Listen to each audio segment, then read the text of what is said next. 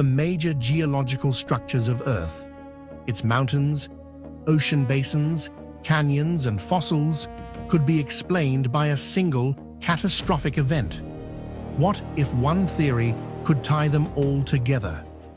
In this documentary, we explore the hydroplate theory, the idea that before the flood, a massive ocean was trapped beneath Earth's crust, sealed beneath a thick layer of rock and compressed under unimaginable pressure.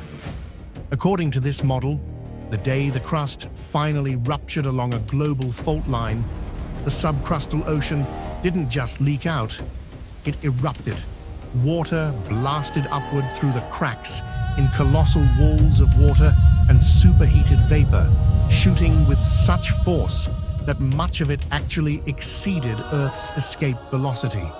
These violent jets, called the fountains of the deep, tore apart the crust, releasing the pressure that held the continents stable. As the water escaped, the crust fractured into enormous blocks, or hydroplates, which began sliding across a lubricated, water-rich base. Their rapid movement reshaped the entire planet. Mountains rising from compressional collisions, ocean basins forming where plates sank, and vast sediment layers burying organisms across entire continents. The hydroplate theory proposes that Earth's defining features were not carved slowly over millions of years, but in a short, catastrophic sequence triggered by the planet's own internal structure.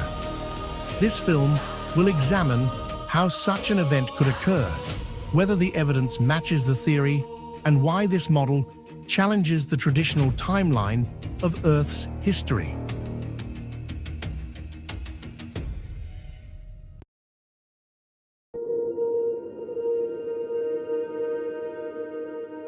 Okay. I'm sure most of you learned in your government indoctrination public schools, and I learned when I was in school, not in government school, but still an indoctrination camp, that there was plate tectonics, whatever. And I had no reason to doubt that. But I was at a conference, a homeschool conference, just a few months ago. I gave the keynote talk there on some things, and I ran into a very interesting individual who said, no, plate tectonics is not really what happened. And he introduced me to this thing called the hydroplate theory. And it was so fascinating. I watched a few videos about it, and, I don't know enough to know whether it's correct or not, but I know enough to know that this ought to be heard. In fact, this, to me at least, makes just as much sense, if not more, as the plate tectonics theory. And it seems to be pretty in line with the evidence and with what the Bible teaches. I put up 10 grand and Walt put up 10 grand. And I had two cashier's check, mine and Walt's. There on Saturday morning at the State University of New York at Newport. And then for nobody to show up, boy, I was livid. I'm saying, you do all this talking and stuff outside of the ring, but when somebody wants to engage you, you won't even show up. I mean, man, I was fighting, man. Walt kind of pulled together a lot of different things in his theory. He addresses in his book and in his other work biology and genetics and all the geophysics and the cosmology and ties it all in together with the Bible. And a lot of it has really amazing amounts of analysis and data to back it up. Many predictions that came true or have yet to come true, but still might. And he's just an amazing man. And I think God really worked through him to bring a lot of truth into people's lives.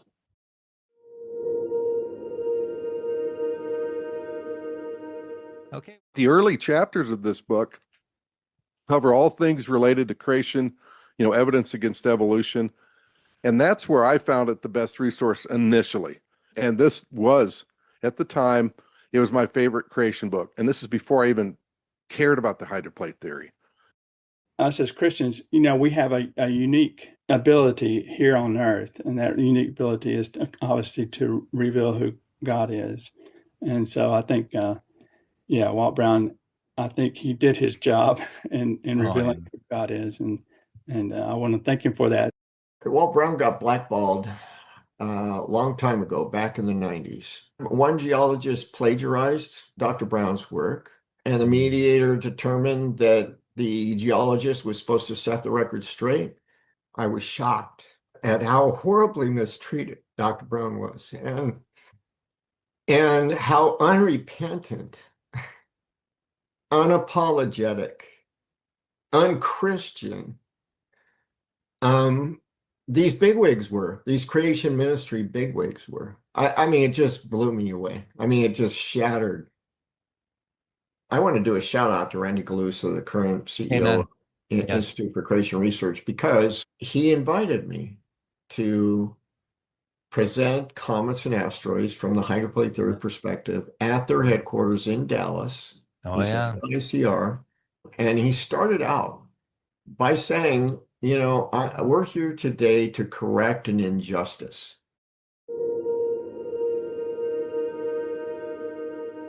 Okay. I was asked to teach a Sunday school class on creation versus evolution. Walt Brown literally called into our church. I could read the questions to him.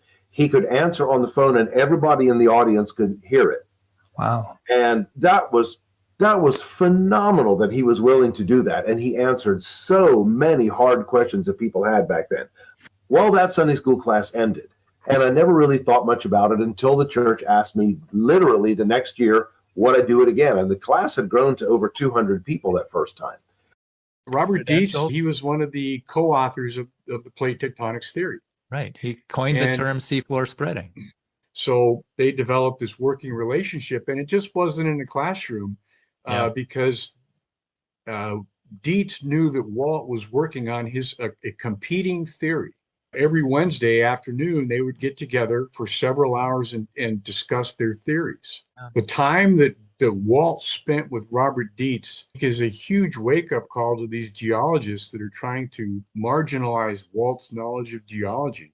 There was one guy, kind of a prominent scientist, with one of the big three, who was telling a lady, "Oh, you don't want to believe the hydroplate theory," and she was devastated. And she said, "Why?" And he goes, "Oh no, there's all kinds of problems." Well, what problems? It's just full of problems. You just don't want to believe. There's nothing. There was never anything specific. Oh, Walt is out in left field. Oh, he's a lone wolf, and yeah, no credible scientist agrees with him. It's just these dumb little insinuations like that have no basis in anything.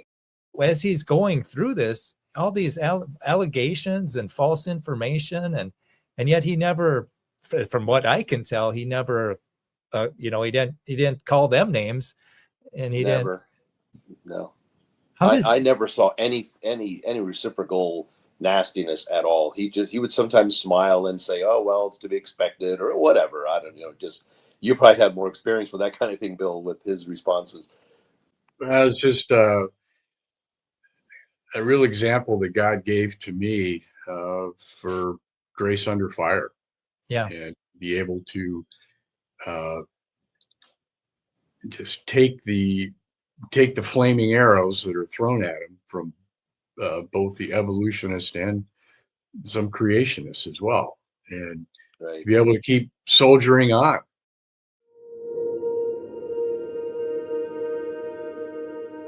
Okay. But I found that the kids were enthralled by the ideas. They just loved it. What does it look like? What do you guys think happened here? And they looked at it a little bit, and one kid said, "It looks like somebody took a giant fist and just punched like that." Oh, sure. And I went, yes, that's exactly what we think happened, except the punch came from below, not above. Yeah. But I thought that was really insightful. They did not see 3I Atlas until it was between the orbit of Jupiter and Saturn, which is about 5 to 6 AU. There are bodies orbiting the sun that are at 83 AU, and that's still in the solar system. So you can't say that something is a proof of an interstellar object unless you see it coming in from greater than what the solar system is. And every time you hear Dr. Brown on video or whatever, it's like he's so very calm. Yeah. He knows. I mean, you only receive that kind of calmness when you know you're right. And with Dr. Brown, not only to say, "Hey, this is the way it probably happened," boom, here's the evidence. and here's the data, and here's Yeah. the references. Yeah. And especially when he sits there and he shows all the other theories. Yeah. And he shows, okay, which one is strong in this area on this Yeah. topic? Oh, yeah. Which one is weak? It's just amazing to me.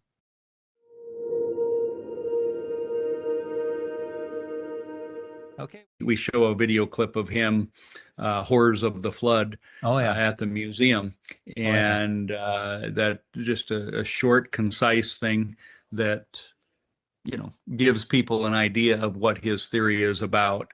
And, again, when we talk about his theory, it lines up with scripture. And that's what's neat Yes. is when the Bible talks about the foundations or the great deep breaking open, that's a vital thing for people to understand. And it gives a good visual.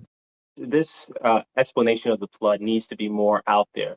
I think it should be the mainstream view because it explains so much logically, like scientifically, theologically. Eventually, as I delved deeper into listening to the explanation of the hydroplate theory by Brian Nichol, once I started listening to that, and I was just listening to, like every single step, all the science. I had to even go into chemistry to understand everything he was explaining. That's when I was just 100% convinced of this. He tried to figure out, what is this about? This makes so much sense. It agrees with the Bible, it agrees with physics. Why are these big creation organizations not excited to embrace a theory that can equip us, especially our students going to school, with arguments against evolution and even in the Christian church community, arguments to get, well, there was no global flood and that sort of thing. Where we are today is just a lot of resistance to the hydroplate theory because, one, it's such a paradigm shift, and then also some things that were said about him personally that were untrue, that damaged his reputation and caused people to turn away from his work, unfortunately. But as I talked to them, I really had a hard time getting to discuss to even some of the more basic technical issues like why subduction can't happen. Right.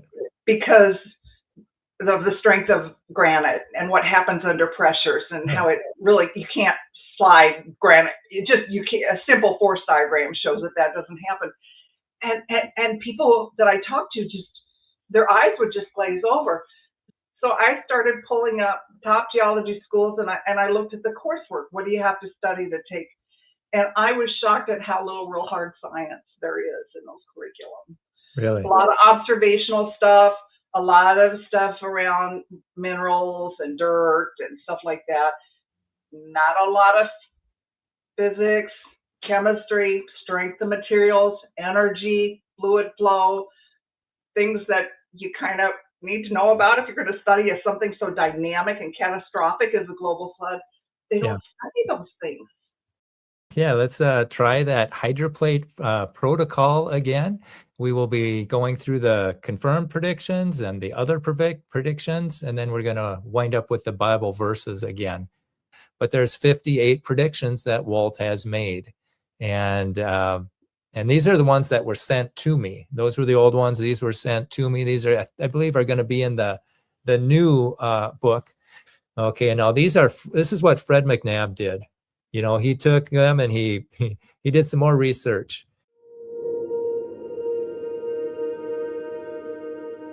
Okay. We collaborate with others. We form a team.